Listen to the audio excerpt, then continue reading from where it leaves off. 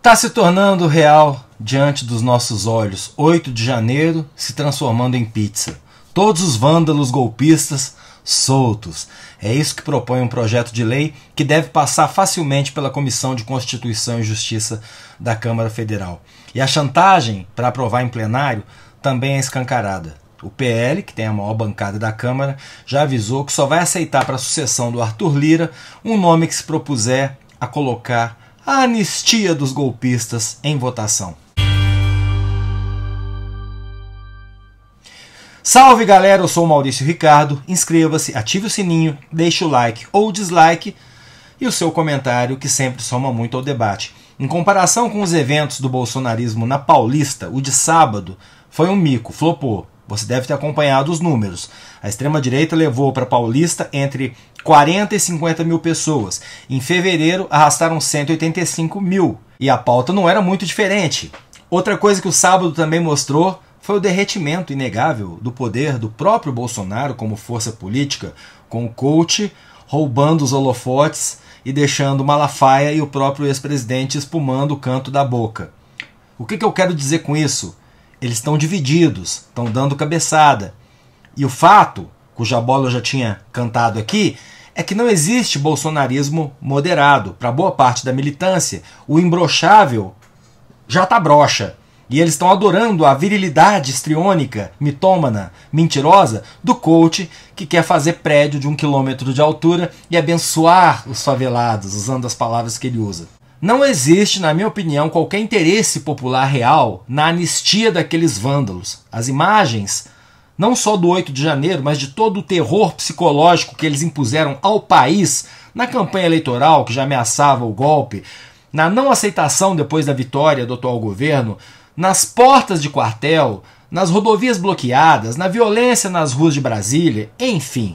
O Brasil pode até estar meio anestesiado, meio cansado de tanta briga, mas não há pressão popular para perdoar aqueles criminosos. Hoje, enquanto eu almoçava, assisti ao relator do projeto da anistia, o deputado Rodrigo Valadares, repetindo todos aqueles clichês e aquelas falsas equivalências que os golpistas vêm usando desde que o golpe falhou. A história de que velhinhas que estavam com Bíblia na mão foram presas, e nessa hora eu sempre tento imaginar como elas quebraram o vidro blindado batendo a Bíblia no vidro. A comparação com a anistia da ditadura militar, a tese da impossibilidade do crime, no sentido de que aquelas pessoas não tinham recursos para realizar um golpe de Estado, e o que me dá é preguiça. Sim, tenho minhas ressalvas, e repito aqui, só vou achar que 17 anos de prisão por exemplo, fazer cocô no prédio do STF é uma pena justa, se o Bolsonaro, o Braga Neto, General Heleno, ex-comandante da Marinha e os demais líderes da quadrilha pegarem no mínimo o dobro disso. Mas esses caras não foram ainda sequer indiciados. Olha o que a Caroline de Toni, do PL de Santa Catarina, a presidente da CCJ, também conhecida como a deputada que reclamou porque um professor chamou ela de burra com categoria acadêmica, olha o que ela disse sobre a anistia. O PL da anistia é uma oportunidade de corrigir injustiças contra aqueles que foram perseguidos de forma desproporcional. Sabe o que é pior? Em parte ela está certa. Quando você vê o ex-presidente golpista subindo em caminhão para pedir anistia, ao lado do Malafaia, que pede a cabeça do ministro do STF que botou ordem no galinheiro.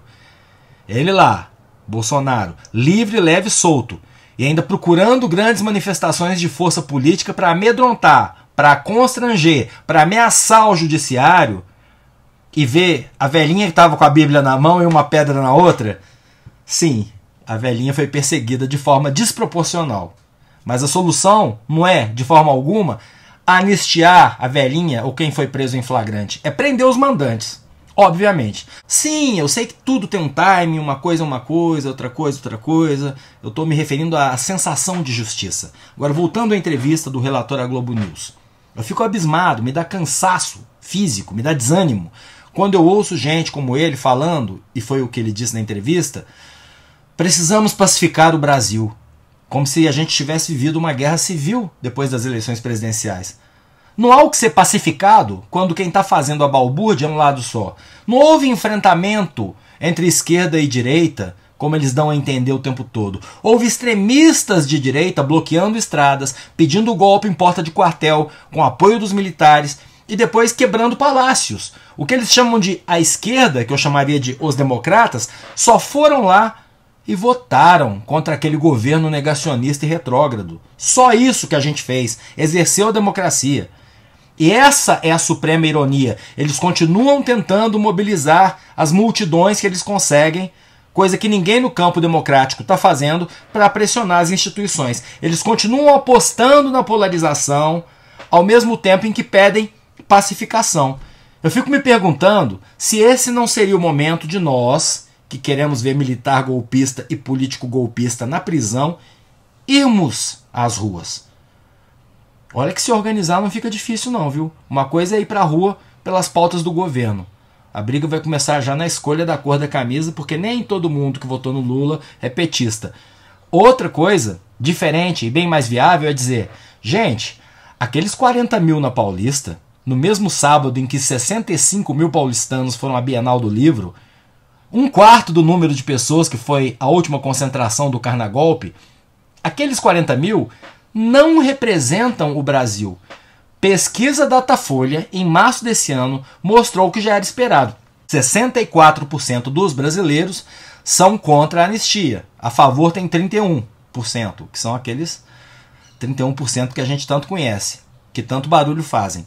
Botaram 40 mil? Seria lindo a gente botar 200 mil pessoas dizendo anistia não. Mas eu estou divagando aqui, foi só uma ideia, e nem em São Paulo eu estou. Enfim, não só, creio eu, o projeto passa fácil pela CCJ, como vai passar na Câmara se for colocado em votação.